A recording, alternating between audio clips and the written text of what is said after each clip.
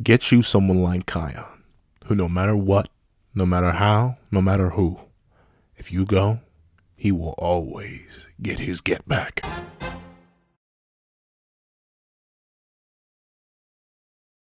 Thank you to our final patrons, Red Wolf 4765, Midnight Gemlord, and Sean. Thank you to our $3 members, Recliner Plays and Red Wolf 4765, and a very big thank you to our $25 patron, Alex Ice Rose. Before we hop into this breakdown / review of chapter 101 of Four Nights.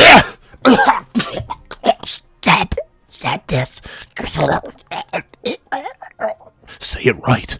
Just say it right, man. I'm sick and tired of this. Do you know how much it hurts to hear you do this every single week? Just say it right. Say it right if you have to. Okay, so if I let you go, you'll say it normally, right? I won't have to deal with this anymore. I'm getting sick and tired of it. 101 chapters deep, and you're still pulling this nonsense. It's not funny. Say it right.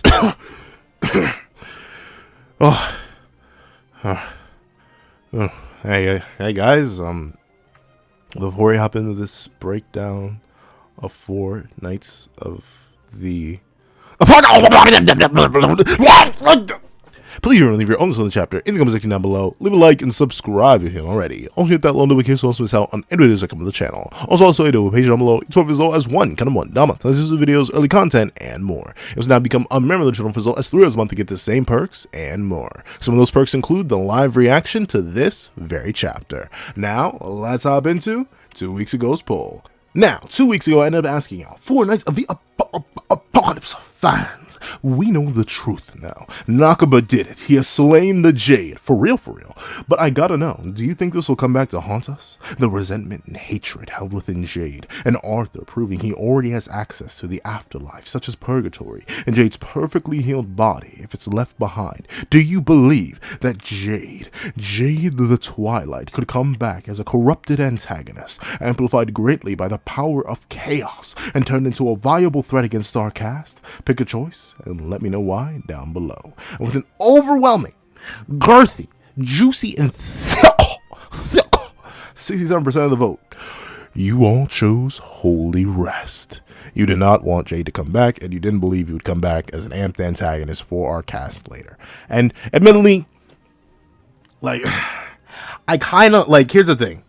The logical part of me that acknowledges that Jade is legitimately just a plot device, like purely a character that we got quickly endeared to so we could feel a little something when he was executed, and overall is like so minor and so unconnected to any of the characters that actually realistically matter, except for one of 4 nights of our new titular series, and even then that connection is established to be very like in comparison to a lot of the other connections this one 4-night has. I can see why y'all were going with Holy Rest. He could have kind of just stayed gone permanently, and it wouldn't necessarily have any different effects on the narrative or anything like that. It wouldn't be too crazy for him to come back, but it wouldn't be crazy at all for him to come back never. Like, legitimately, he could just stay gone. But I think my heart of hearts, my friends, but the other side of me does agree with the 33% and expect an unholy return. It feels like especially in this chapter hints at it even more, but in this world, it feels like Nakaba Suzuki, this trickster, this little conniver. It seems like he's gone out of his way to put in things that make it seem like Jade could come back all too easily. Like suddenly establishing that he actually does not like Tristan at all. He actually has a hatred for Tristan. He hates his guts. Going out of his way to restore his body perfectly. Like, if we're being real, you could have just had it that the mini Percys cannot heal a corpse and just left it at that and left Jade's body in disarray so it couldn't be revived or healed or anything like that. Setting up the fact that, it's not entirely impossible for Arthur to just reach into purgatory or reach into any of the afterlives and pull out creatures or hypothetically souls. Like, I feel like Nakaba went out of his way to set all that up so the return means something or is feasible, so it doesn't just come out of nowhere. He could have just made it so that Jade just really liked Tristan and was just willing to go for him, and then he left with no regrets. But no, he specifically made him and Tristan be not necessarily, we're not sure how Tristan really feels about Isolde 100%, but he made Jade and Tristan like the same person. He made Jade hate Tristan's guts. He made Jade have an inferiority complex. He set up the fact that Arthur can interact with the afterlives. It feels too much like a layup. And notably, in this very chapter, we have Nakaba setting up a layup that he proceeds to throw out of bounds. So it's not entirely possible that Nakaba just red herring us, but I don't know. I'm willing to take the red herring bait here just a little bit. However, thank you so much for participating in that poll. All 309 of y'all. Please make sure you get your input in on tomorrow's poll dropping at 12 p.m. Make sure your input is included for next week's review. Now, let's hop into chapter 101. What's up, guys? I'm Pencil here, and here we are to review chapter 101 of Four Knights of the Apocalypse, which is known as Creaking Hearts. And I ain't gonna lie to you, this chapter's low-key heat. Like, it's weird in the way that it's heat, though. Like, it has a lot of heat in it, but it's not like, it's the kind of heat that, it's like that slow burn heat. Like, you know how you can boil crabs and, like, I think frogs, you, like, can just turn the temperature up slowly but surely and kind of just, like, cook them alive and stuff like that? Like, it's that kind of heat. It's not like a volcano or, like, a fire. Like, you throw something in there, it's obviously going to realize it's getting burned alive. No, it's that slow burn kind of heat. And I like that. I like the feeling. I like the motion. I like the motion in the ocean you doing with this Nakaba. But let's not waste any more time and let's hop right into it. So we open up and we do get to see that something strange has happened. Something a little bit concerning has happened. What the heck? What's going on here, fellas? Because we see that Lancelot and Gawain of the Four Knights of the Apocalypse are sort of just watching starfall, or like what looks like star showers, essentially. Like, they aren't fighting anybody and they're standing up on a cliff. But like, last we saw them, not only was Lance not in human form, rather in fairy form, for one, but two, they were about to fight some demons. Like some beefy demons too. Like, one of them was Galen's nephew from one of the Seven Deadly Sins mobile games. On top of that, we had the other demons that had really fire designs. Like, I was ready for a battle, but for some reason, golly gee willikers, fellas, we're just posted up here like nothing's happened. Like, we're all just chilling, Gucci and geeking. Like, I don't know what's going on here. Something a little bit strange is going down. And then we see that apparently these fireworks are coming from what happened last chapter. Gawain explicitly notes, that was very high level flame spirit art. Oh, English. That was a fairly high level flame spirit art technique just now. Was it that gloomy seaweed head, Chion? Couple things. One, impressive. Gawain knows of the spirit arts. Notably, I don't think any, like, unless maybe, what's his name? Villain of Greta Wiedenberg. The fairy was literally called Invisible, I think. Deathpierce. There we go. Unless, was it Deathpierce? Yeah, it was Deathpierce. Hold on, I need to Google it. It was Deathpierce, right? It was indeed Deathpierce. I think he's like the only guy who had something close to the spirit arts. But even then, in the original series, I don't think we had anybody. And Deathpierce doesn't even count because his fairy friend was legitimately just a fairy friend that happened to be invisible. That would tell him everything. Like, that wasn't even his magic. His magic was like that music magic. So, like, very interesting how Gawain knows about that. Like, I understand someone like Merlin knowing about that, because obviously Merlin would know pretty much everything. But Gawain, like, once again, she's only 16. Sure, she seems to have mastery and knowledge of high-level magics, and I'm more and more leading into the idea that this grandma she speaks about is a hypothetical Merlin with a Chaos Escanor or something like that. Something along those lines, because that would explain, like, all of her magic knowledge, the absolute cancel, the resemblance to Merlin and stuff like that. Like, all that would be explained with that. But still interesting that she knows of the spirit art so well. And two, Chion's a seaweed head? Like, in what way? Like, I'm not exactly sure. I don't think his texture, the hair texture, implies that. Like, at least from what I've looked at, I have not touched Chion's hair. I've hopped in and out of the verse all the time, but I have not touched Chion's hair, so I don't know if it feels like, but I don't think Gawain touched Chion's hair either. So I don't think it's a texture thing. Appearance-wise, his hair is purple. Like, I don't think that's seaweed. I've not... Hold on, let me look that up. I stand corrected. There is purple seaweed. So maybe Gawain just knows something that I don't. Never mind. I was going to say, maybe she shouldn't call Chion a seaweed head. There are many different insults you can use for Chion, and most of them are valid, but seaweed head didn't seem to make sense. But no, maybe she just eats purple seaweed, and bada bing, bada boom, she's good to go. However, with that being the case, we do see that Lance is like, ugh, that dumb bubblegum, built like a meat rider looking like Rayo from Blue Lock. I swear, I told him to capture the enemy alive, not slaughter them. And to be fair, Lance, you slaughtered one of the enemy. Like, I will admit, as cold as your introduction was, Lance, if you, maybe he didn't know at that time, but Lance, you had 4 possible captures that you easily could have incapacitated and teleported right back to the kingdom. And no, we know for a fact Lance knew, because he knew about the, I think, maybe not, maybe, I'm not sure if it's for a fact, but I'm pretty sure Lance knew about the prisoner that was being held in Leonis who was from Camelot, which, now I think about it, doesn't make any sense at all, unless, like, we'll talk about it, because we have a long discussion that we have at the end of this chapter for what happens, obviously. But Lance, you had 4 hypothetical people, multiple people, realistically, that you could have captured and sent to Leonis or something along your journey, bro, and you executed all of them.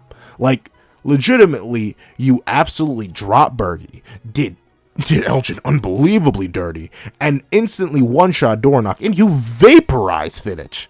That was 4 hypothetical knight candidates that you could have kept alive and dragged back to Leonis to use their marks, but you didn't do that, buddy, and I think you did know at that point that you would need them.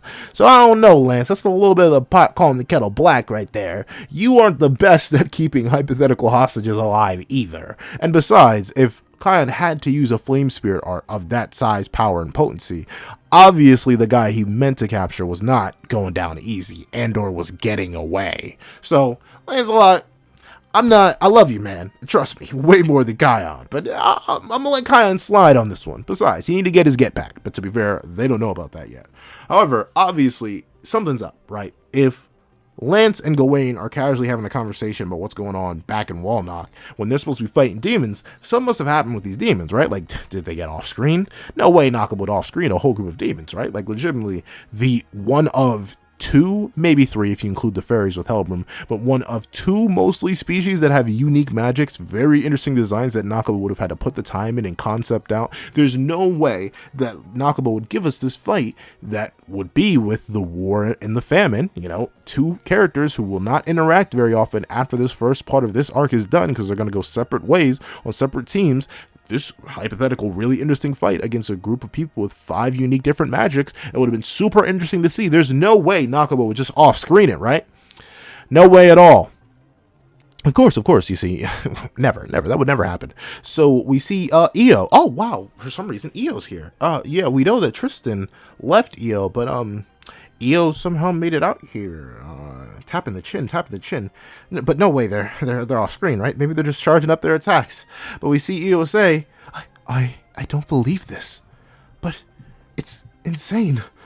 Not only were none of my comrades slain, but even their brainwashing was undone. Knockable off-screened them. And now, okay. Let's talk about it. Now, is it entirely unreasonable or impossible for Nakaba to off-screen really, really interesting fights that I would appreciate and many others would appreciate seeing? No. There are numerous battles in the original series that have infinite more importance than this that we just never got to see. The 2 big culprits that I know everybody knows about are Mael versus Meliodas and Meliodas versus Elizabeth. 2 of the most important fights in literally the entire series we never get to see. So Nakaba has already set a precedent that he will, in fact, just not show us fights that are extremely important. And was this fight extremely important? No, not necessarily. We've already seen a whole bunch of demons fighting, and considering that Nakaba seems to be on a different kind of approach to the demon clan in general for the most part, with 4 knights in comparison to 7 deadly sins, he doesn't necessarily want to display a common demon clan member as an antagonist for the most part, and even the demon clan members he does display as antagonists are uniquely designed for the most part. Like, Eo's the only demon who's been directly antagonistic. Every other demon, like the whole demon village we ran into, was a bunch of pacifists that didn't even want to fight in the Holy War. And Gother, if you count Gother as a demon, he wasn't necessarily antagonistic, he was just shady. And then Tristan, even when he goes into demon mode and he's all violent and stuff like that, that's just Tristan, who, once again, is different from most demons we've seen. It seems like Nakaba just wants to avoid that, so that's one thing. And 2, with the overexposure that we have to the demon clan in the original series, even if there are major important fights that we just don't get to see, we got a lot of demons. We've seen a lot of those fights before. Maybe Nakaba's just bored of writing them. Like, yeah, these designs are while unique, they're still demons, meaning they would probably have to use darkness, they'd probably have to use soul stealing, stuff like that. Like, they have to use a lot of basic demon abilities that Nakaba's already drawn a bunch. Fine, you don't want to do that. 3, there's no way these guys are beating Lance. Like, let's really not kid ourselves here. There is no way that these guys, these randoms, essentially, were going to beat Lance. No matter how much EO hyped them up as, oh, my comrades, you know, they're beefy, they're girthy, they're powerful, they're insane, don't sleep. We were asleep. We knew that Lancelot was going to absolutely body bag these men. You can go back to the chapter review where we literally were introduced to this fight hypothetically happening, and literally the whole comment section was legitimately like, oh yeah, these guys are getting slumped. Like, you don't even need Gawain there. Gawain can just spectate with popcorn, and bada bing, bada boom, these guys are going to get swept absolutely and entirely. Yeah, we knew that. So that's another reason. Why show the fight if it's just going to be a curb stomp? Yeah, I understand that. Number 4, it kind of would break up the pacing of the moment. Like, hypothetically, you would want to put this fight before Jade's death, before the massive ramifications that would have on our cast, because Jade was an actual character that we were probably at least a little bit concerned about, and a character that actually got development, in comparison to just what essentially would be a nonsense brawl. There was no way any of these characters were suddenly going to join the group or be important, thusly dedicating a whole chapter or 2 chapters to legitimately fighting them, especially when they would be fodderized anyway. Not needed at all. I perfectly understand that.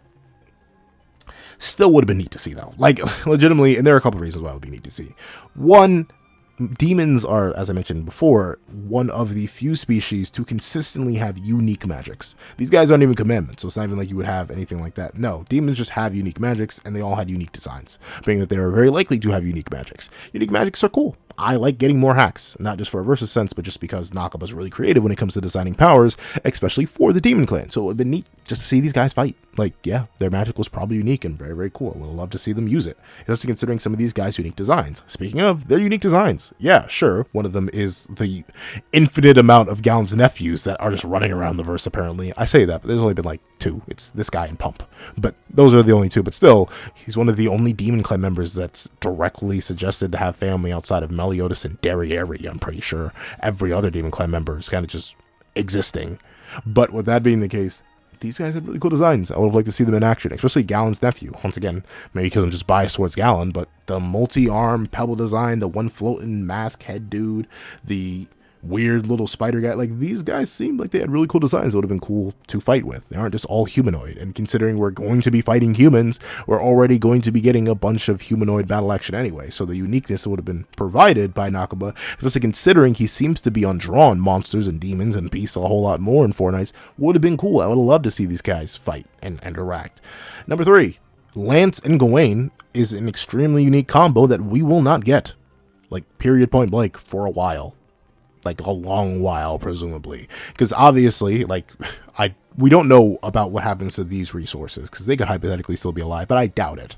But based on what happens to Teniac later on this chapter, it's obvious that we are not going to return to Leonis and have the plot skip ahead like 100 chapters. So for a long time, we are not going to see Gawain and Lancelot fight alongside each other. That would have been really, really, really, really, really, really, really neat to see, because it's a duo that I didn't expect to happen in the first place, but seems to have great chemistry already, and seeing these two combine their battle styles will be really, really neat. Nakaba is great at combining 2 characters and their fighting styles, so seeing the son and the son of the thief fight together would have been really, really cool. I would have liked to see that. Just a neat thing that we just won't get for a while, because Gawain and Lancelot are literally going their separate ways. So we're already going to get a bunch of Gawain plus Percy platoon action, and we're already going to get a bunch of Lance solo action, so it would have been great to see some combo action. It would have been neat. Number 4, we haven't seen Gawain really fight at night, so seeing Gawain fight at night would have been cool, but obviously that's not going to happen now. So I don't know. Personally, I think the upsides of showing this fight would have been better, but I also understand why Nakaba wouldn't show it, because it would kind of jack up the pacing. Though, admittedly, this does feel like you ever seen those cut content videos on, like, video games? Like, yeah, this is what it feels like. It feels like cut content. It feels like we missed something. Like, hypothetically, chapter, like 96 or 97 should have been their fight. But instead, no, the fight got off screen. It's like when you replay through a video game and, like, you just You can skip certain cutscenes and events. Like, you missed an optional fight here. That's what it feels like. It would have been cool to see. Though we do get to see the whole group is just body bag, but they are still alive. Lance and Gawain did at least spare them.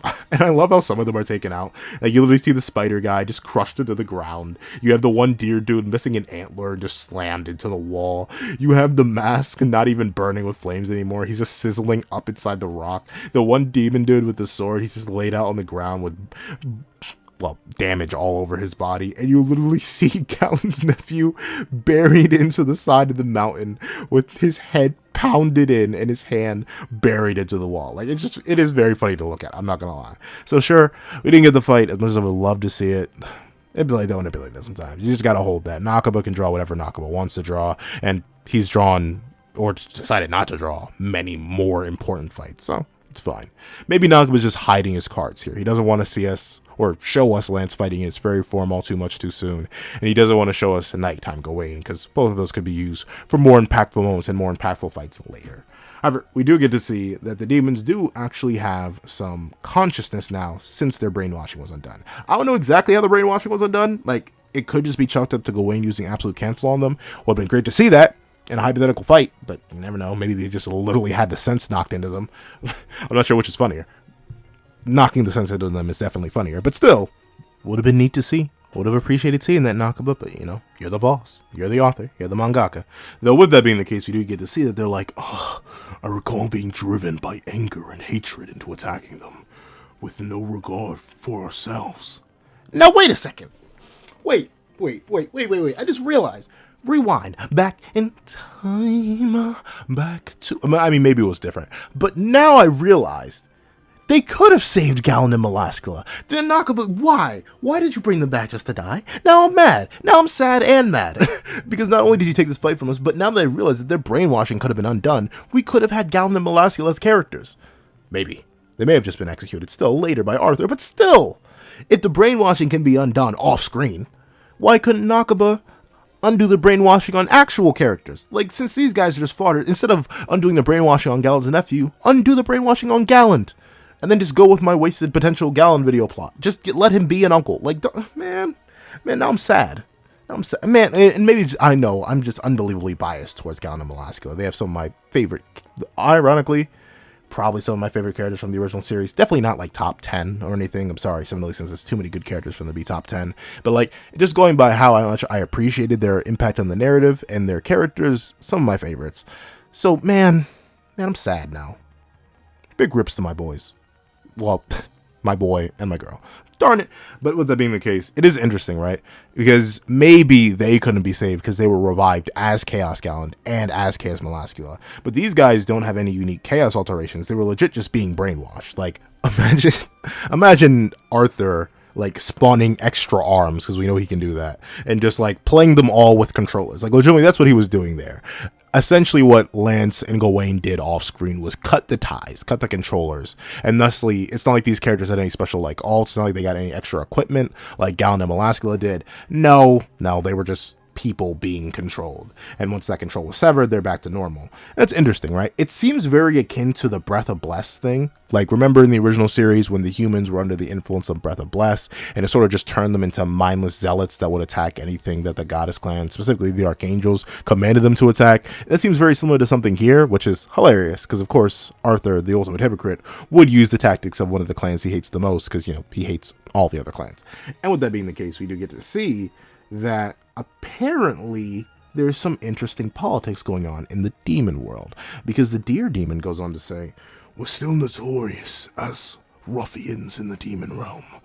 Ugh, my body hurts and I can't move. That was Gallant's nephew.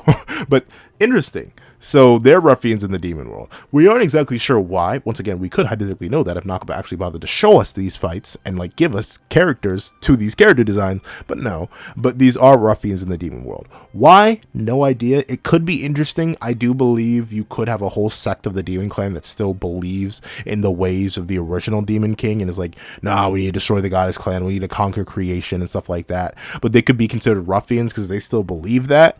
Meanwhile, Zeldris, presumably the new king of the demon realm, is against that and it's like, no, we don't want to conquer the other realms. We don't even really care about the other races. Let's chill out and just live our lives don't be stupid. But these guys decide to be stupid. Like, once again, one of them is directly related to Gawain. I'm presuming that Gawain, just based on his rudeness towards Zeldris that we see in the original series, probably wouldn't respect Zeldris' new orders either. So that would be interesting, but that's not established here. That's just my headcanon.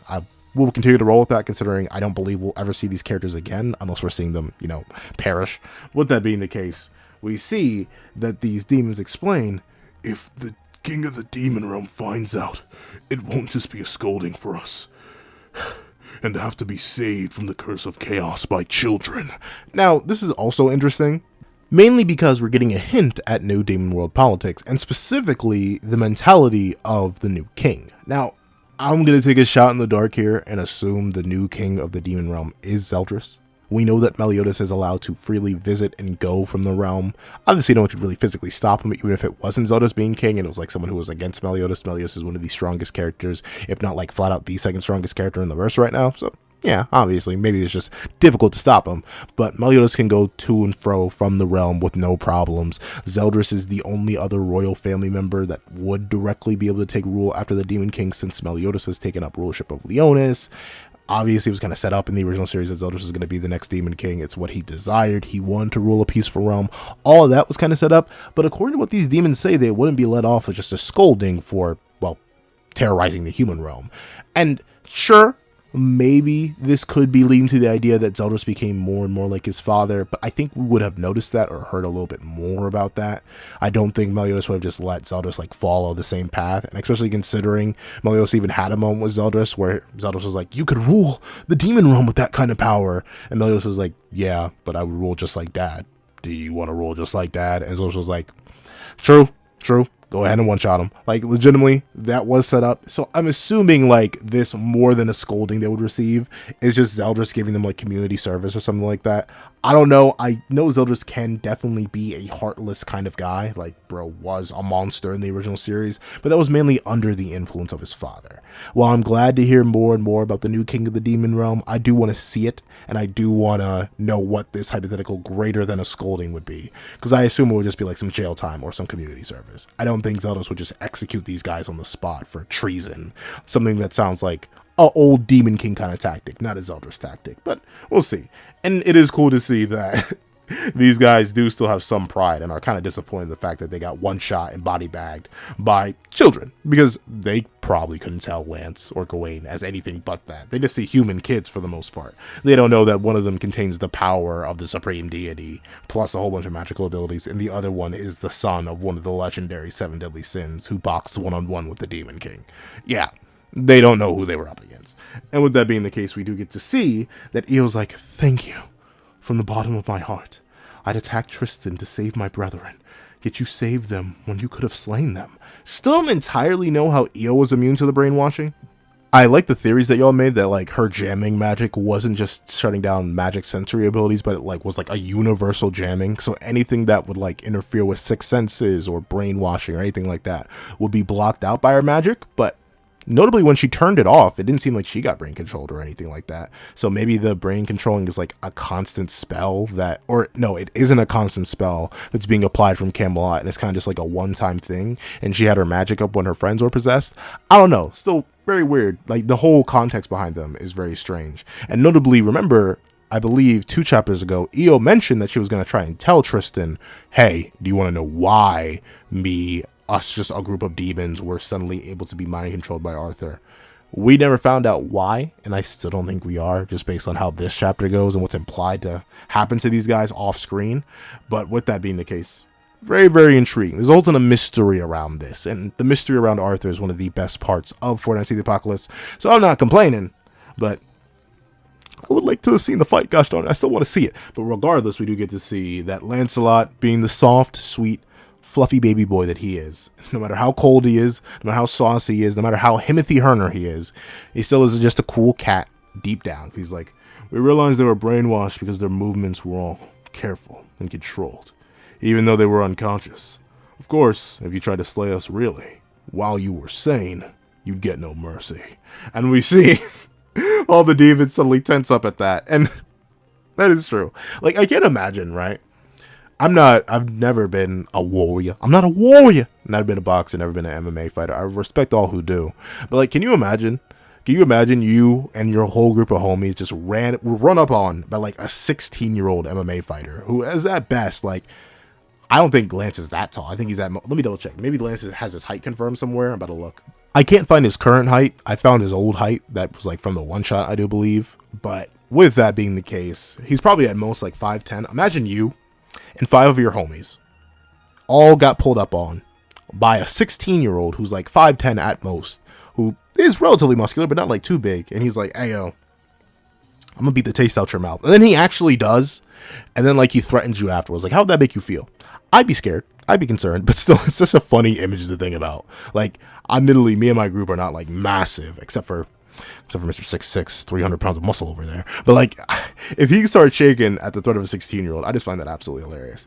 And with that being the case, we also do get to see that Lance, while he is admittedly showing that he is nice, he cares enough to have acknowledged the fact that they're being controlled. Likely not just by their movements, but also by a reading of their minds.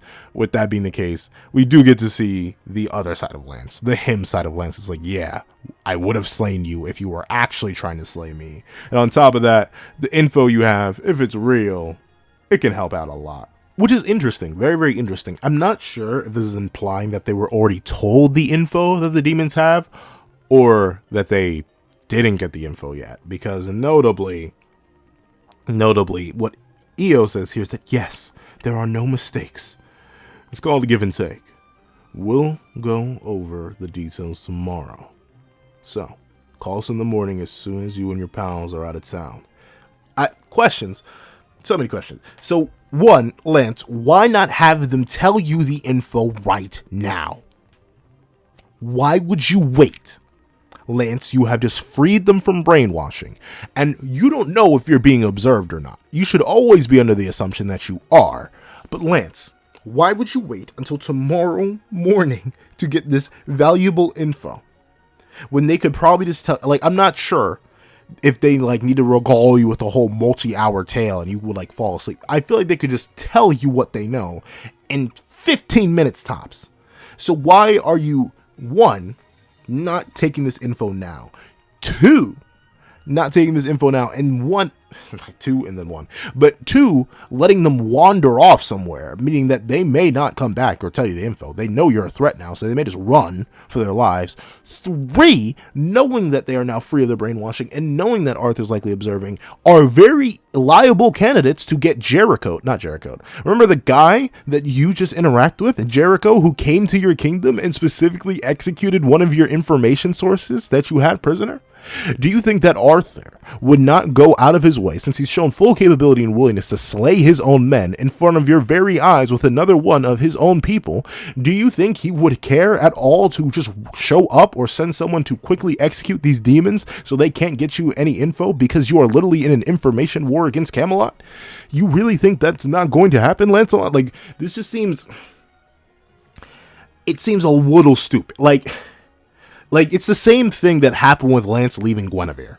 Like, it feels like at moments, Lance, despite how competent he is, how well informed he is, how well trained he is as a person, as an intel gatherer, as a weapon, realistically, he makes seemingly extremely stupid decisions for the plot. Like, this feels out of character. Lance would not let this amazing source of information go off into the night and somehow call him. How are they even supposed to call him? Like, once you and your pals are out of town, so they're leaving, how are they meant to call you? Did you give them some sort of bead to allow this? Why do you want them to have them tell you over call and not just stay with you guys and tell you it through the night? Like, legitimately, Lance, this is like, how do I put it? I believe, like, it's bad. It's bad if you're writing your story and the reader or the consumer of your story can tell when the author is like reaching into the narrative and like pulling wool over the reader's eyes. Like, this is very specifically Nakaba going out of his way to make one of his smartest characters act out of character just so the plot can progress. Like, you get what I mean? Like, Nakaba, I can feel the plot itself fighting against the most logical solution. And note, I'm not saying characters need to act perfectly or optimally in every single scenario. In fact, if they did, I wouldn't like it as much because, it feels a little bit inhuman, and I prefer my characters to be human. But there's like acting human and there's genuine stupidity. Lance leaving Guinevere was genuine stupidity. Lance letting these information sources go for no reason is genuine stupidity. It is Nakaba reaching in through Lancelot and saying, wait, can't reveal that part of the plot yet. Let's send these guys off to die. Even though it makes absolutely no sense for Lance to not get the quick story that they could tell right now, just because I cannot let the plot progress any further from this point. Like, it feels stupid. And I think this is my biggest issue with the chapter. It feels dumb. Like, I see you, Nakaba. Like, I'm looking on the page right now, even though I see Lance popping up in a transformation poof, I realistically know that this is Nakaba himself rushing on stage in the middle of the play after a massive mistake has happened and yanking the curtains closed in an attempt to, like, keep the plot in the direction that he wants it to go. This does not feel organic.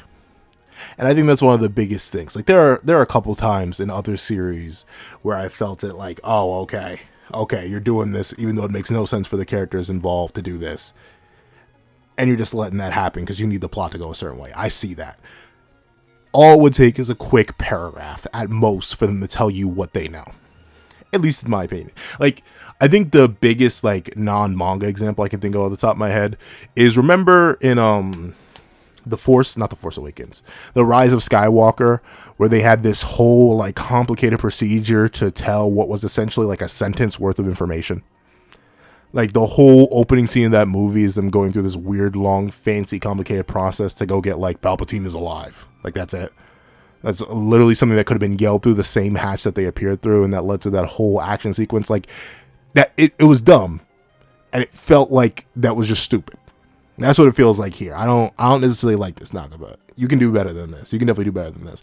If it was just Gawain here, I could understand Gawain doing something like this because she's less experienced, she's very naive. But Lancelot making the same mistake, especially twice, he knows the last time he let an information or a resource go, which was Guinevere, it ran off to Camelot. Like, legitimately, it got stolen right off to Camelot, under his very nose. So the fact that he's doing this twice after already realizing that he made that mistake the last time, really, really stupid. I don't like this at all. I'm not gonna give Nakaba a pass on this. That docks a major point from the chapter. I get it. He's sweepy, but he's not stupid. He's not stupid. But whatever. We see that they transform and they leave the demons, and we see that Lance goes, oh, whew, well, I'm beat. And we see that Gawain is like, don't forget your promise of pudding. You know what we need to do. Lancelot, get me the pudding, Lancelot. Don't make me tear you limb from limb, Lancelot. I need the pudding, gosh darn it. I give Gawain credit. She is a woman who knows what she wants. In more ways than one. And many more concerning ways than one. But it's a woman who knows what she wants. And we see Lance is like, yeah, whatever. And one thing I will admit, I feel like there's got to be something up with Lance not being able to fly in human form. There's got to be something about that. All right? Because, like, there's no reason not to. Especially the way that Nakaba set up Lance, there's no reason not to. Because it's not like his mom couldn't fly without wings. Like at least the excuse that Nakaba gave in the Q&A is like, why can't Lance fly? Oh, Lance needs to transform to fly. Because, he's a half human, half fairy. But Lance has already gotten stronger, or at least equal variations of every other fairy ability. Except, like, we haven't seen him use nature manipulation all that much. He just carries seeds on him. But still, he probably has that too. And we know his mom could fly without wings. We know his uncle could fly without wings. Why can't he? We know that non-fairies can fly without wings. Humans can fly without wings. He is currently flying alongside a human who knows how to fly without wings. We've seen Merlin do it. Gawain do it. Vivian did it. Heck, we've seen demons do the exact same thing. Chandler flies without wings.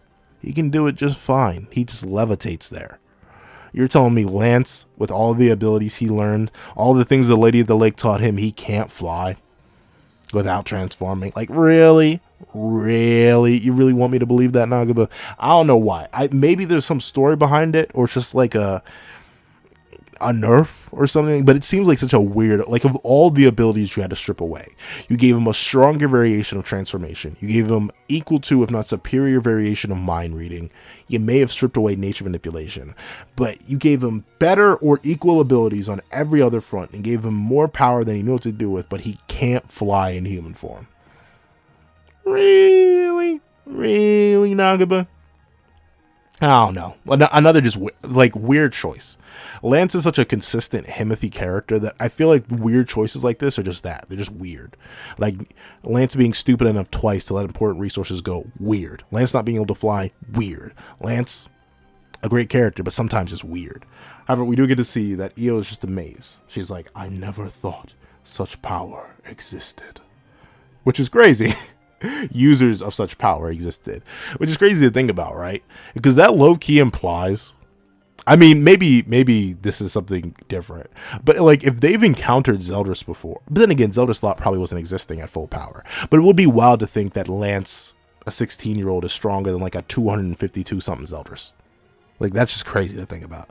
And he says, and notably Io says users, which implies both Lancelot and Gawain, so that could arguably put Gawain above Zeldris if you want to like slop that statement off, but it'd be such a hard argument to make. I wouldn't put Gawain, but I could definitely see the arguments for Lance being above Zeldris. In fact, I kind of just would flat out support that. But with that being the case, we do get to see, and as the two flying back into town after the demons presumably get off screen, like if Nakaba already off screened them in their first major appearance and fight, I'm assuming he's going to off-screen their deaths because they're not alive. There's no way that these guys are going to survive after what happens to one of Arthur's own men in this very chapter, but we'll see. We'll get to that.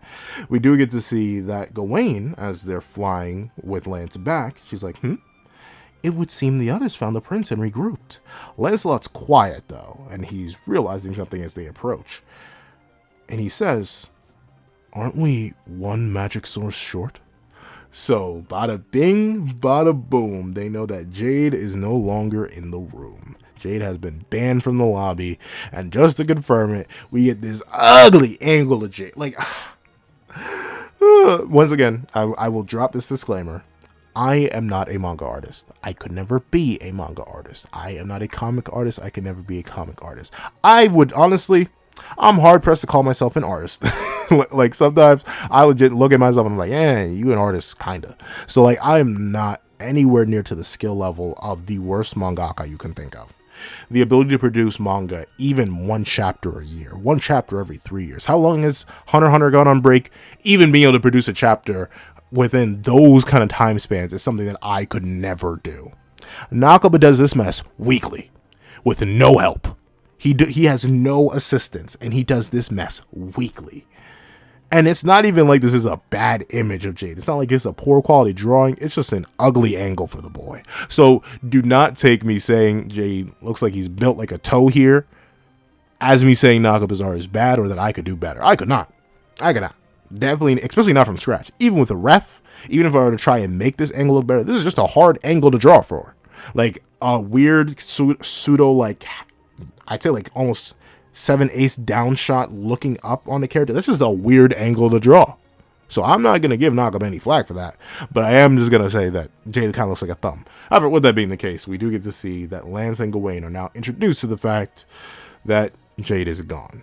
And notably, we know that it's serious. We know that, yes, this is an important event that we need to buckle down and take care of and lock in for, because Gawain herself, with Isolde standing right there and Anne posted up right next to her, is not looking at either of them. She's actually looking on Jade. And if Gawain, the most down atrocious character we've seen within the entire Seven Deadly Sins duology, is focused on the death of a homie, you know homie's actually gone. It is a real deal right here. And we do get to see that Lancelot, ever the calm leader and the focused organizer, doesn't get wrapped up in emotions, doesn't do anything like that. He simply asks, what happened? Someone say something. He doesn't know. He just wants to be informed, once again. And we see, as Isolde cries tears in the background, she breaks down.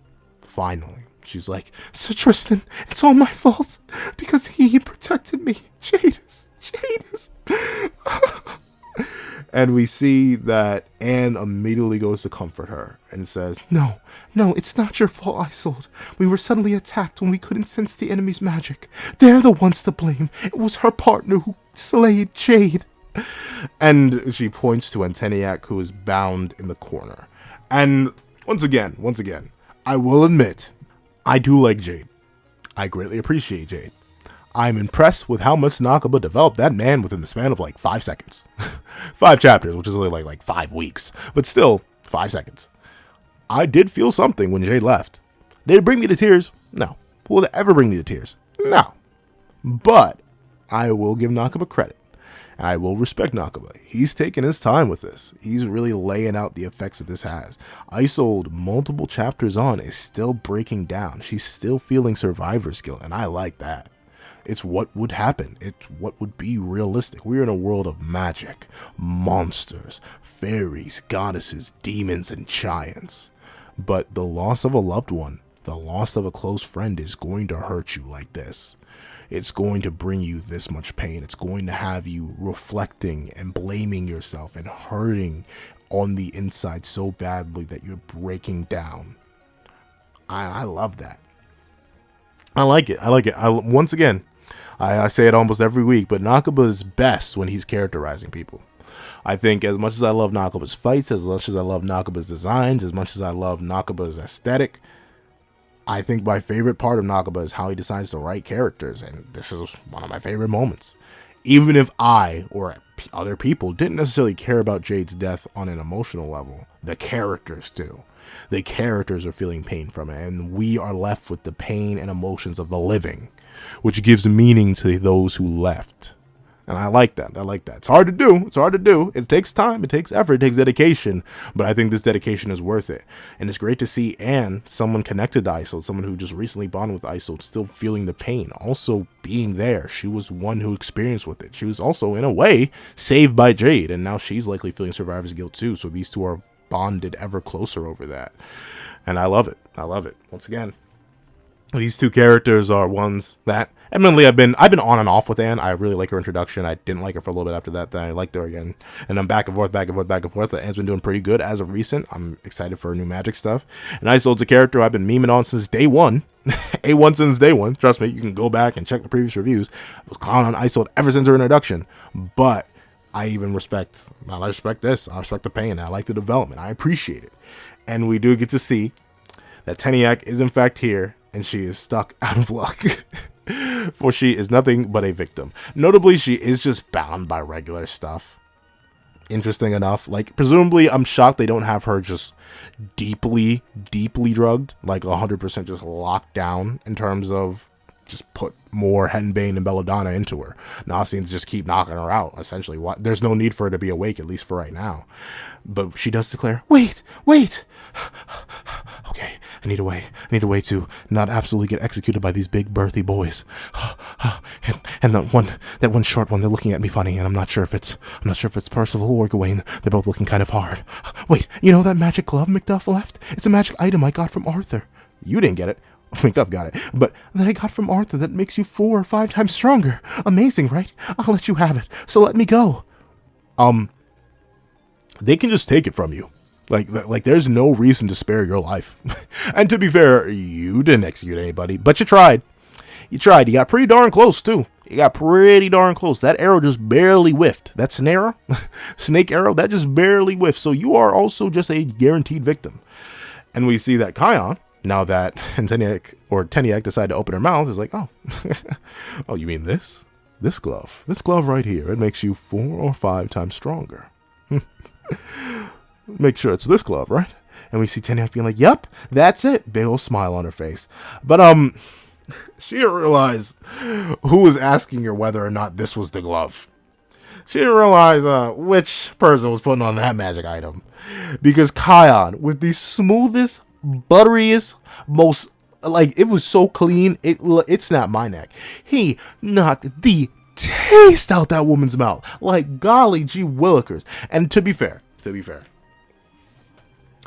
I am not a violent individual. Thusly, I cannot even begin to act on or say what I would do in a scenario where I lost literally my best friend, because Jade admits that, oh no, not Jade, but Kion admits that Jade was literally his second favorite person right after Tristan. And the way he be riding Tristan, the second favorite person got some priorities. He might as well be the best homie. If my best homie were to suddenly disappear because of a dynamic duo that decided that they were just going to execute me for existing, yeah, I highly doubt I'd be the most peaceful of individuals. But still, get you a man like Kion. Kion will get your get back for you.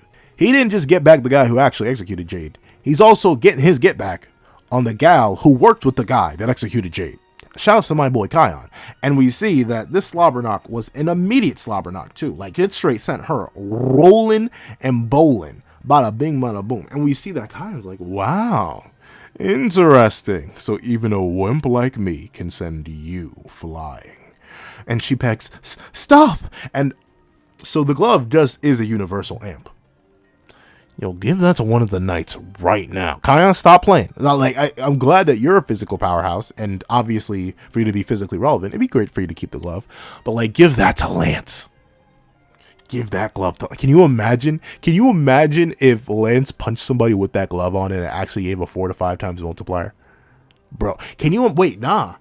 Give that to Meliodas. Can you imagine if he got a 4 to 5 times amp on top of the Lost Vein amp? Come on now, bro. That would be crazy. This glove is kind of bonkers. I wish they had kept the other one or could retrieve the other one or something like that.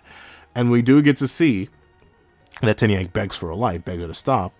But we see that Kion is like, there's no point in begging. There's no point in prayer. Because your deity, the one you know as the Chaos King, is no longer your Lord and Savior. For you are unsavable, and you are unforgivable. And I'll admit, Kion, he's speaking mad spooky right now. He's speaking mad spooky. And I like it. Kion, keep that spooky talk. Keep that get back talk. Talk that talk, Kion. I like it. Keep that energy up. And honestly, once again, Nakaba, he's one of the few, I think legitimately one of the few, even JJK, even though I believe JJK is, in fact, the best new gen, only Nakaba can have me flipping my opinions on characters pretty much every other week. Or not every week. Legitimately, Kion is a character who I've also been ping-ponging back and forth. Check the reviews. You can see it. Or sometimes I really, really like Kion. I liked him on his introduction. I liked his treacherous nature. But sometimes I think the glazing was a bit too much. And I'm like, bro, you gotta calm down. Chill out. Hop off the meat. But at the same time, sometimes hopping on the meat is extremely entertaining. And I like watching him do it. And sometimes the get back is crazy. And I really like watching him do that. But at the same time, sometimes he's not. It's crazy how Nakaba can flip my opinion on characters pretty much every week. That's something that I think only he's been able to do consistently like this. However, we do get to see that someone tells Kion to stop. As amazing as it is that he's getting his get back for his own boy, Tristan speaks up. Wait, Kion, the one to blame is me. And Kion's like, so Tristan, no, you can't blame yourself. What are you talking about? And I will admit, Tristan tackles this from a completely different angle than I would have tackled it from. I'm not gonna lie. I thought that Tristan very specifically was gonna blame himself because he let Jade wander out on his own because he needed to be found. If he didn't just leave randomly with a complete stranger that could have been a threat to his life, then Jade would have never been put in a situation where he was isolated from the powerhouse and he never would have died. I thought that's how he was going to blame himself. Notably, I mentioned last chapter I thought Tristan could technically be at fault for this, but a lot of y'all brought up a fantastic point that, well, not really, the guys kind of signed away their life for coming on this journey while being so weak and fodder. And you guys are right at that point. But I thought Tristan would have some survivor's guilt or feel guilty for leading Jade to his death, essentially. But no. He says, if I had stopped her jamming magic sooner, then Jade would still be alive. Please forgive me, Jade. I know Jade is rolling over in his grave right now, except he's not rolling over because he's literally a stone cold body. He's rolling over in the capital of the dead right now. But with that being the case, broski. Maybe if you had stopped her jamming magic sooner, but you should have just not left. Legitimately, if you're gonna blame yourself, bro, there are better ways to blame yourself. With that being the case, Percy is oh, so, no offense, Brody, but if you could have, why didn't you? Why didn't you stop her? What held you up? And we see that Tristan's because He's wiping his. I don't like notably. I do feel bad for Tristan here, but with the context that Jade didn't even like Tristan as a person, like at all, it's kind of hard to take this seriously. Like, even though I know Tristan's very likely being 100% genuine here, just knowing how Tristan was viewed by Jade, I just can't help but not take this seriously. Which is wrong of me. I need to take this seriously. But that being the case, he's like, I'm sorry, because we were afraid King Arthur would overhear us. She's our stepping stone to Camelot. Then why'd you let her go? Like, why? Once again, I can kind of understand. Tristan is naive and dumb and stupid. Even after Grudge of Edinburgh, I can 100% see Tristan doing this. But Lance, why did you let your stepping stone to Camelot walk away? Why? And if you're worried about King Arthur overhearing you, maybe you shouldn't worry about the dude that for some reason he left completely free of his brainwashing. Maybe you should worry about the literal chaos knight you're discussing your plans in the same room with.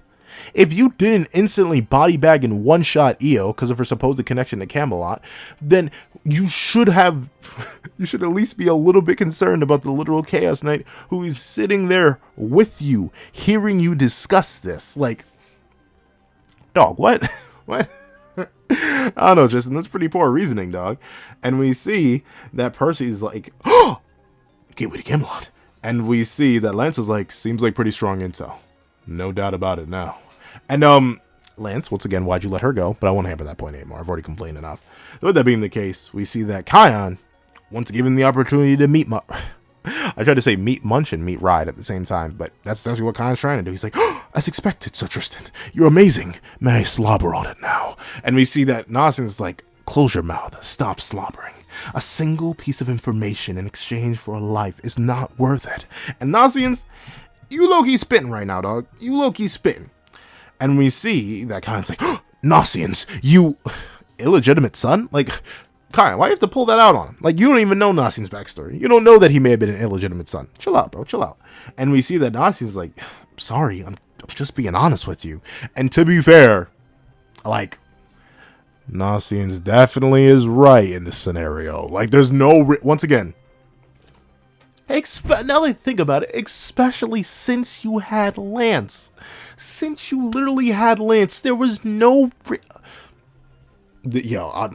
I'm realizing how stupid some of these characters are being for the sake of the plot now. Like, maybe it's just that this earlier Lance moment is getting me thinking really, really hard. But, like, there was literally no reason to go with Madrigal while she called herself Madrigal or Io, whatever. Like, there's no reason to go with her alone. Because if you thought she had intel and went alone with her to try and extract it from her, you literally had a guy who could read minds. Who could have just literally maybe that's too wrong. Maybe Lance wouldn't do that, even though Lance would definitely do that.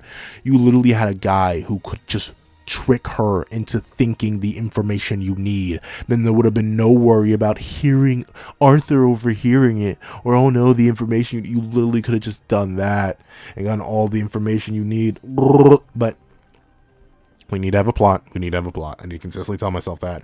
We need to have a plot and a story of some decent progression, so we cannot let the characters actually be efficient with their stated abilities, even if they've been proven to use those stated abilities in those very particular ways. So, it'd be like that. Wouldn't it be like that sometimes? So, Nasiens is right, though. Nasiens is absolutely right. There's no need for Jade to die at all. They're like legitimately like two off the top of my head situations where this way have gone that Jade did not have to die, but there are at least like 5. There are probably more than that. So many other ways that this situation could have gone down that did not need to result in Jade's actual death. But with that being the case, we see that Chion thinks that Nasiens is just anti-glazing all over Jade. And he's like, apologize. You made it sound like it's Tristan's fault. And low key, it is. But I understand why you guys say it isn't and why Chion says it isn't. I can see why it's Tristan's fault, but I understand why most characters and y'all don't think so. But that being the case, we see Nasiens slap Chion away while he's wearing the glove. That's a pretty decent strength feat by Nasiens. Shouts to Nasiens. But we see that he's like, so do you think it's right if one dies for another piece of information? And Chion's like, nobody said that. And to be fair, Chion did not say that. So Nasiens, you are low-key tripping here. But with that being the case, we know that everyone's wrapped up in their emotions right now. People, when fueled by emotions, are very irrational. So I can definitely understand what Chion says here. And he's like, I'd rather search for Camelot by myself on foot than lose another comrade over something like that. And he's spitting. He's spitting. Yeah, understandably so. You're gonna do that already.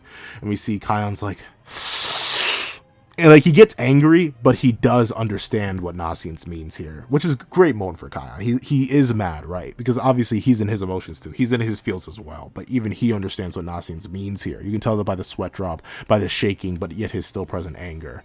And we see that Donny goes into comfort Nasi. He's like, dude, I know how you feel, but we really do need that intel. Like, sure, it's sad that Jade died for absolutely no reason at all.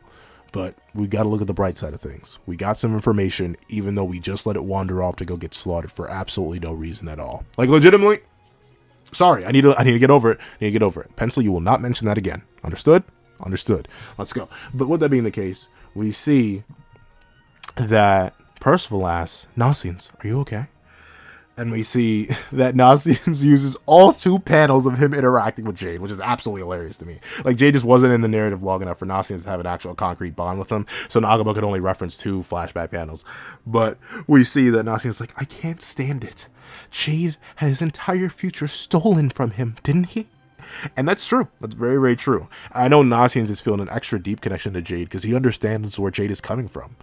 He also has an unrequited love that he'll never be able to experience with one due to or because of one of the Four Knights of the Apocalypse having feelings for or being in the way of something else.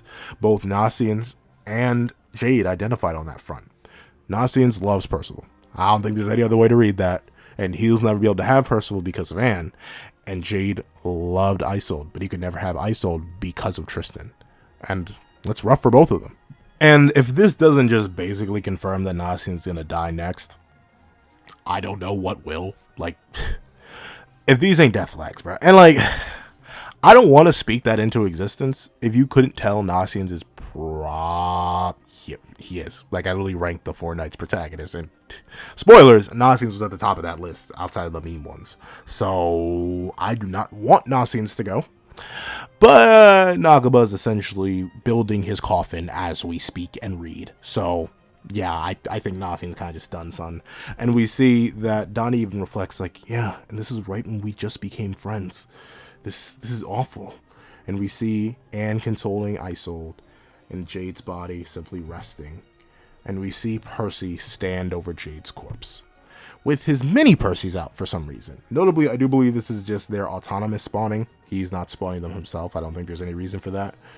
And we see that Percival admits, unfortunately, due to Jade's irrelevance as a character and his utilization as a plot device only, we didn't talk very much, but you watched over everyone. Let's all stop fighting. I bet Jade wouldn't want that. And we see everyone slowly start to reconnect. Anne looks up, drying her tears. Donny and Nasiens also look towards Percy. And we see the most savage creatures, these monsters and beasts, the most savage individuals in all of Four Knights of the blah blah blah blah blah. The miniature Percivals go on to say, why would it bother him? His soul's already gone to heaven. A soul with regrets might wingle in this world, but his regrets probably weren't that big. He's stupid and fodder. He wasn't even a real character. All he was a knockoff variation of Tristan in human form. Except he was so knockoff, he got one-shot by a guy who perished not the chapter later by another side character. He's booty butt meat, and honestly, kinda stupid. Me personally, I wouldn't have died for a girl who wouldn't even love me, ever. I would have let her go. But he not like me. For real, for real. and lo, obviously I may have embellished just a little bit, but that is crazy. The fact that the mini Percys manifested and are sort of just flying about just to talk smack. Like, yo, can you imagine? Like, and admittedly, there's a whole plot line that happens because of this. But with that being the case, okay, couple things here. One, because there's some little lore bits here. One, it is interesting to think about, but the concept of heaven does exist within the Seven Deadly Sins world. Even though we know, I guess the capital of the dead is quote-unquote the heaven equivalent, but you could argue the celestial realm is also supposed to be the heaven equivalent, because that's where all the goddesses live, and the supreme deity is an analog for one thing and one thing only, and that's pretty obvious. But we know the capital of the dead isn't, like, actually called heaven, so what do they think heaven is like? Like, what do they think that is like? Because notably, Lancelot and Tristan should have like at least a general idea of what the afterlife is like, because they did get the whole story of Seven Deadly Sins downloaded into their heads. So they do most likely know about the capital of the dead. Heck, Elaine probably literally could have told Lancelot about it when he was growing up, considering she literally was a being that lived there for not a majority, but a decent chunk of her life. So I wonder why they think of heaven. Like, His soul's already gone to heaven. What? Is there another realm? Is there another realm just straight up called heaven? Is Capital of the Dead just purgatory plus? Like you get to just sit in green rocks for the rest of eternity? Maybe it isn't like the actual proper heaven or like real afterlife kind of thing. Interesting, especially considering how smart these Percys are and how much extra knowledge they have. Like, they do have confirmed knowledge of the afterlife. They were the only ones who were able to identify Melasila's spell when she cast it. And they even mention very Melascula-specific afterlife lore when they say, A soul with regrets might linger in this world, but his regrets probably weren't that big. And with that being the case, that is something that we know is true. But then again, actually, no, not necessarily. They specifically say, A soul with I'm going to stop doing that voice because it actually hurts my throat. But a soul with regrets might linger in this world, but his regrets probably weren't that big. Notably, the regretful souls that Melascula summoned weren't actually still lingering in the world. They were in the capital of the dead. So is the capital of the dead still connected to the living universe in some way, shape, or form? I don't know. It's very interesting that they mentioned that. And in fact, considering that the Seven Deadly Sins world reacts or lives on a reincarnation type basis, what is death? Like, do people go to the capital of the dead if they choose not to reincarnate? Can you choose not to reincarnate? Who lives there? I'm still confused. I'm very interested with the mechanics of death within Seven Deadly Sins, considering they're extremely complicated. I may have to make a whole video on that. But interesting that they mentioned that and that they know that. I don't know. Up in the air. And we do get to see that Percival's like, what are you guys talking about? Like, you guys are rude, mean, shut up, stupid heads. And we see that Chion, is a little bit nettled with the fact that Percy's talking smack on his best friend, and absolutely slobber knocks Percy too. Like, Chion is slobber knocking everybody. He didn't throw hands before, but now that he got that glove, he's on a different kind of level of hand throwing. And we see Percy gets launched into Lancelot, who casually catches him. It's like, hold on a second, Chion, don't make me send you to the afterlife. I'll send your whole soul. I'll send your soul straight to heaven if you ain't careful, bro. And we see that with that being the case, Percy's like, you're wrong. That's not how I feel. And Chion brings up a pretty interesting point that would make sense under pretty much every other context. Liar! That magic is like your other self. So those are obviously your real feelings. Now, that's interesting that Chion mentions that. Your magic is like your other self. And notably, it does make sense. Notably, magic is an expression of oneself within the Seven Deadly Sins world. That's why Donny was able to reform his magic with a little poking and prodding from Lancelot. But I never necessarily thought about the mini Percys that way. When Percy was in despair mode, he didn't spawn mini Percys. And I thought that was hypothetically because, he was using despair magic, which wasn't hope magic, and the mini Percys are reliant on hope. But maybe it's literally because the mini Percys possess him and override him, and thusly they don't leak out anymore because they're all inside. So maybe that's another side of Percy's personality. I already do admit that the mini Percys know a lot more than Percy does and seem to be very different fundamentally from him, even if they talk like cute little kids. So I don't know. It's a very interesting metric that Chion pulls up with Percy's magic. I want to make another video on them, but there's still just not enough information to talk and make a whole nother video on the mini Percy, since I pretty much covered every single thing about them that isn't just extra evidence within the mini Percy video. Though we do get to see that Percy's like, I'm not lying. And then we see that Chion's like, who's going to believe you? Bro, your magic is literally speaking. What else would it be other than your true thoughts? And Chion does have a good point. In literally every other circumstance that would be the case, because magic is a reflection of oneself. But I'm not sure about Percy. And we do get to see that Chion bringing up this point is slowly starting to cause a rift. Isolde even looks at Percy differently because he believes that maybe those are his true feelings. And we see that Anne steps up to defend Percy as she walks away from Isolde. And she says, Percival doesn't tell lies. I guarantee it. And that's true. She can tell whether or not Percy's lying. And we see that Anne straight up tells the mini Percys, for now, shut your mouths. And they say, Roger, our whips are sealed. And with that being the case, it's interesting. Anne has some command over them. We know that Percy doesn't 100% command them on their own. They're somewhat autonomous from him, if not majorly autonomous from him. And we've seen that even in the past, he couldn't control them properly. So it's interesting that she has control over them. What if that plays into just like they're still a part of Percy's personality and Percy would listen to Anne, or something else with Anne's magic and her like truth manipulation or something like that. We know she has strange stuff with her magic now, so I'm interested to see the developments of that. But with that being the case, Lancelot's like, well, if Anne says so, there's no doubt about it. Don't you worry, Percy. Donny, Nasiens, do you believe me? Of course, because of course they'll have faith in him. And we do get to see that, yeah, there was starting of a rift, but it got mended pretty quickly. Though I do think the question of whether or not Percy's magic is truly himself or somebody else is obviously going to be very important later. And we do get to see, like, Gawain, tired of all the interpersonal drama, decides to generate all that anger and negativity right back to the person it belongs on, Teniac. As she says, anyway, the more options we get into getting into Camelot, the better. We caught a night of chaos after all. So, you filth, where is the mark that King Arthur gave you? Tell us, or I will sentence you to being blanked, and licked all over, and paraded through the streets. Huh?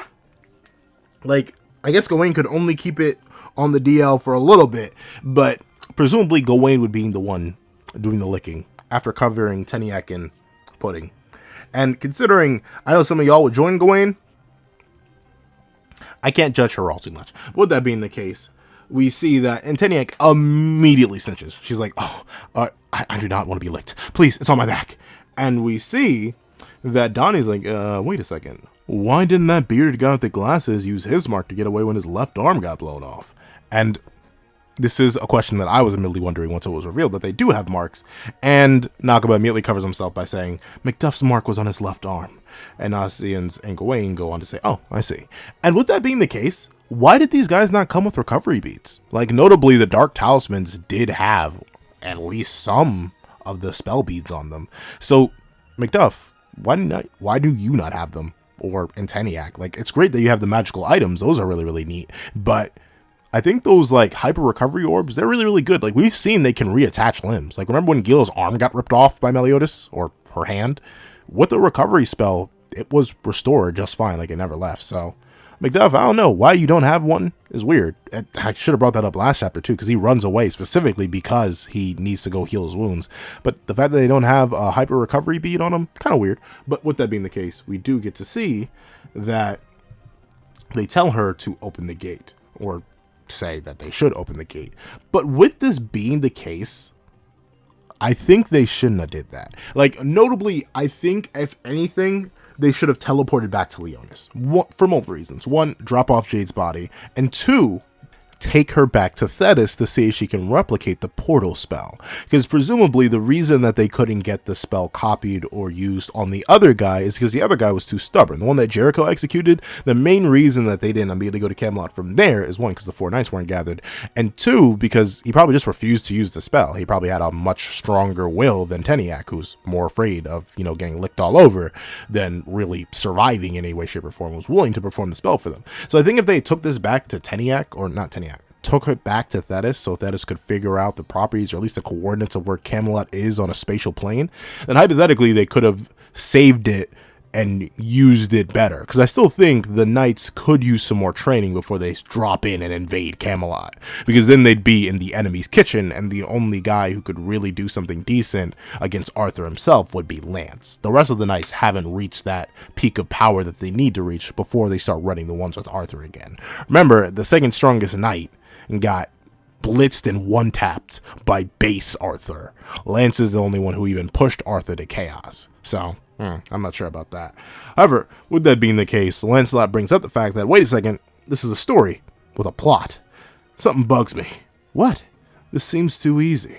I can't imagine Arthur wouldn't notice. Big facts. Big facts. Like, that's why I'm kind of shocked y'all just discussing this in front of her. But still, interesting. And we do get to see that Chion walks up and is like, open the gate now. Promise me, you have to keep it a secret that I opened it for you. Wouldn't Arthur be able to tell? Like, I'm pretty sure he controls who leaves and exits Camelot for the most part. He probably gave you the mark. I don't think they'd be able to do that. You would probably be out at the moment you decided to do that. However, with that being the case, we do see that Chion's like, no. why should we negotiate with an enemy who's slain an ally? And we see that Teniac, out of fear, is like, if he finds out about this, then yeah, perish. Makes sense. We know that Arthur does not care about his men and will execute them immediately. And he even tortures men that are loyal to him, but just fail in their missions. This is legitimate treason. So I can understand why Teniac's so scared. But then Chion is like, okay, fine, then choose. Who will slay you? Us or your master? And I love Chion. Chion's so different. I'm not gonna lie, Chion's so different right now. And we do get to see that Teniac is like, fine, I'll do it. It'd be like that when it be like that, especially when it be like that. Open the gate to the eternal kingdom before me. Lead me out. Lead me in and accept me. And we see the winged figure appears on her back, and she realizes that the gate is opening. And she tries to say, okay, well, they're distracted by the gate. I've got to run for it. And, yeah, a whole bunch of insects rip out of her eyes and mouth, and she immediately perishes. And the gate doesn't open, by the way. At least we don't see it open. Yeah, Arthur doesn't take treason all too well. He just moves on her. What? Okay. So this review is already long as all get out, so I'm going to end it right here. See you guys. No, we got to talk about this. Huh? So this does explain a couple things. I did ask last review, hey, McDuffie Duff, why did you leave your knight behind? Like, why didn't you just execute her? Like, there's no reason to do a trade. There's no reason to leave a magical artifact that could be used against Arthur later behind. There's no need to do all that. It should have just pierced her through the chest to grab your stuff and ran. Like, there's no reason to keep her alive if you can't free her from her restraints. But now this makes sense. It seems like if a person were to betray Arthur and try to open the gate to the Eternal Kingdom against his will or to assist the four knights, he can be observant enough to immediately execute them. Moves on them, essentially. Kind of like how demons and Demon Slayer, if they speak Muzan's true name, bada bing, bada boom, they get executed for it. Literally being torn from the inside out. And Anteniac gets this one in particular. Notably, I think this will be varying for every single knight that we see. I think the small insects and animals will be Anteniac specific, because notably, look what tears out of her. It's frogs, it's snakes, it's insects, it's bugs, butterflies, and stuff like that. They probably tear out of her in a bit of dramatic irony from Arthur, like, oh, you can control small animals? Well, the small animals are going to leap out of you. How's that make you feel? And with that being the case, her death is extremely gruesome, but makes sense under the context of Arthur being what the next chapter calls it, the Mad King. So, W that. Very intrigued to see what they're going to do then, though. If they can never reach Camelot, which is essentially the case, because if Arthur can just do this to every single person who would open the gate for them, they're just stuck out of luck, right? There's no other way to get there. Once again, we got to realize Camelot is like the demon realm and the celestial realm. The demon realm, as revealed in Cursed by Light, does have a specific portal you can leap through to get there. You don't need a specific opening, which really makes the whole thing that happened in the end of Sevendeadlysins way more stupid. I'm not sure Nakaba thought about that when he was scripting Cursed by Light, but that's really dumb. But with that being the case, the demon realm can be reached by a portal that exists on Earth, but the celestial realm specifically needed the Gate of Grace. Like, there's no other way to get to the celestial realm as far as we know. And because it's in a separate space. It's in an entirely separate space. And who knows, Arthur may have created a separate dimension, not just a separate space. So you can't reach it by any conventional means. And if Arthur can just execute everybody who would let them in there, how are they meant to get there? Unless they, like, sneak up on a Holy Knight or a Chaos Knight who's going through it. I'm not exactly sure how they would ever make it there. So I'm assuming this is a hint that Arthur's going to actually let them in. And I wonder when and I wonder how. But overall, W chapter. I will admit, I do see the many problems with this chapter, but all the, like I said, the slow burn, the undercooking, even if I can see Nakaba specifically pulling the strings of the plot to make sure things go in a very particular way, I'm rocking with the way they're going. So overall, very, very W chapter. However, that's what I think. Please what you guys think in the comment section down below. Thank you so much for watching. Remember to like, share, comment, and subscribe. And make sure the notification bells to miss out on any videos that come on the channel. Also, do a Patreon below. Each video as one, count them one, down month, exclusive videos, early content, and more. You can now become a member of the channel for as little as $3 a month to get the same perks and more. Some of those perks include the live reaction to this very chapter. Now, thank you so much for watching once again, and I hope you guys have a wonderful day. This is Nago the Pencil, writing off.